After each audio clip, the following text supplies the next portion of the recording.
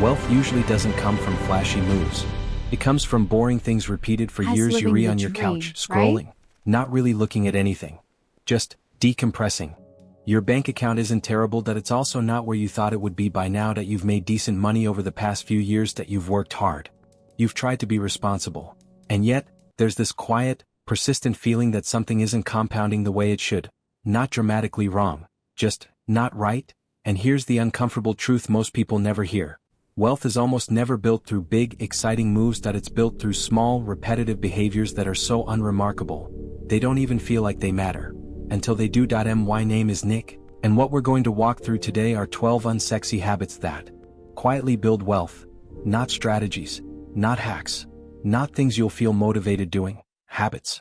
Because at a certain point, wealth isn't about knowing more. It's about doing the obvious things, consistently, for longer than most people can tolerate. Habit 1: automating your financial life. Most people think discipline builds wealth. It doesn't. Systems do. Because discipline fails the moment life gets busy, stressful, or unpredictable.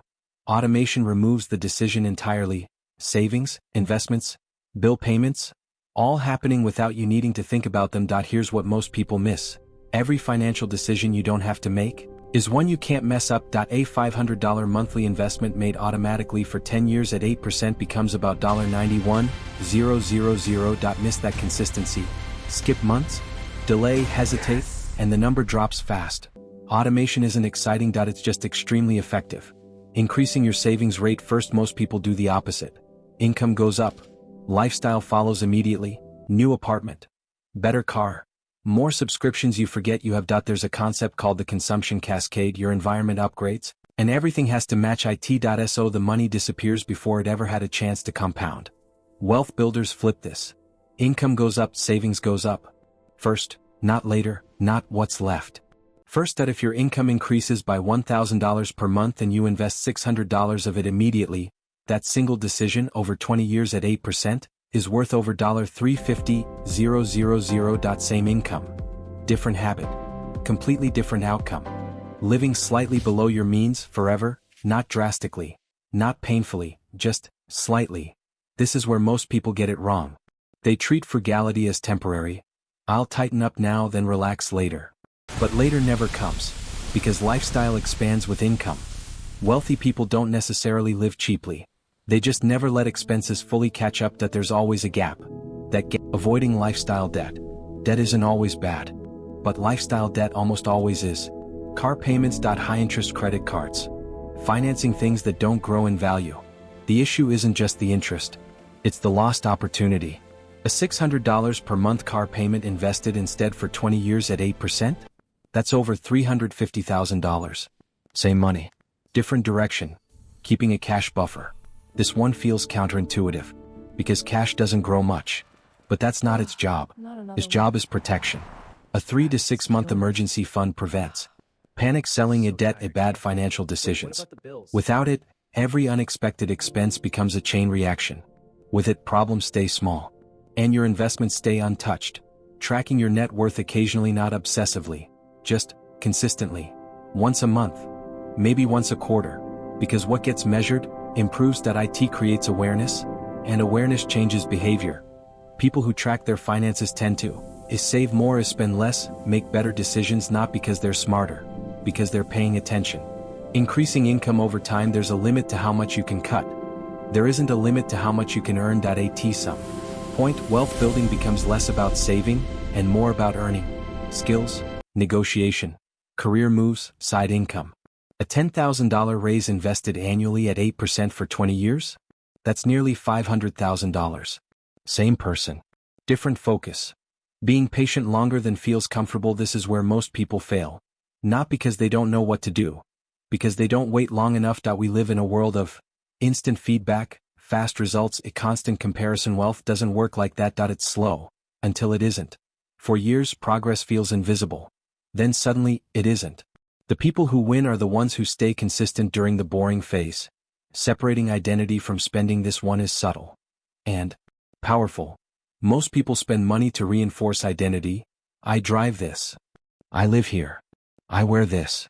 But identity-driven spending is expensive. Wealth builders flip it. They separate Who they are from what they own. They don't need their purchases to prove anything, which means they make decisions based on long-term value and not short-term validation, and that alone changes everything. Bringing it together. None of these habits are exciting. You won't feel a dopamine hit doing them. No one's going to congratulate you for automating investments is skipping lifestyle upgrades, holding index funds. But here's what happens quietly in the background. Your savings grow, your stress decreases, your options expand. And over time, you become the kind of person who doesn't worry about money the same way anymore. There's no single moment where it all clicks. No dramatic breakthrough. Just a series of small, consistent decisions, stacking on top of each other, until one day, you check your account, and instead of doing the mental math, you just breathe. Somewhere in these 12 habits, you saw one you're not doing yet. Start there. Not all 12, just one. Because wealth isn't built by doing everything perfectly. It's built by doing the right things, long enough for them to matter. It's year 3. You've been doing everything right. Saving consistently. Investing every month. Avoiding the obvious mistakes. And if you're being honest, it doesn't feel like it's working. Your portfolio is up, but not life-changing. Your income has improved, but not dramatically. And this is the exact moment most people quit. Not because they're wrong, because they're early. Here's what almost nobody tells you about building wealth. For a long time, nothing seems to happen. Not in a way that feels meaningful. Compounding is invisible in the beginning. $10,000 growing at 8% adds $800 in a year. That's not exciting.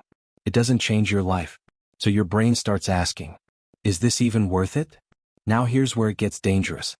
Because we live in a world where everything else is fast. Content is instant. Success stories are compressed. Results are constantly visible. So when wealth doesn't move at that speed, it feels broken. But it's not broken. It's just slow. Until it isn't. At 8%, your money doubles roughly every 9 years. Which means, year 1 to 5 feels small. Year 10 looks decent. Year 20 looks serious. Year 30 changes your life. Same strategy. Different time horizon. Most people never reach the part where it gets interesting. Because they stop in the part where it feels pointless. They stop investing. Switch strategies. Chase faster returns. Pull money out early. And every time they do, they reset the clock. The people who build real wealth aren't more intelligent. They're not luckier. They just stay in the game longer than feels reasonable. There's a quote from Charlie Munger.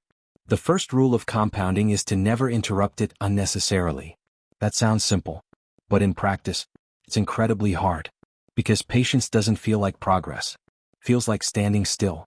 But here's the shift. The moment you understand this, everything changes. You stop asking, is this working right now? And start asking, am I still on the right path? Because wealth isn't built in the visible phase.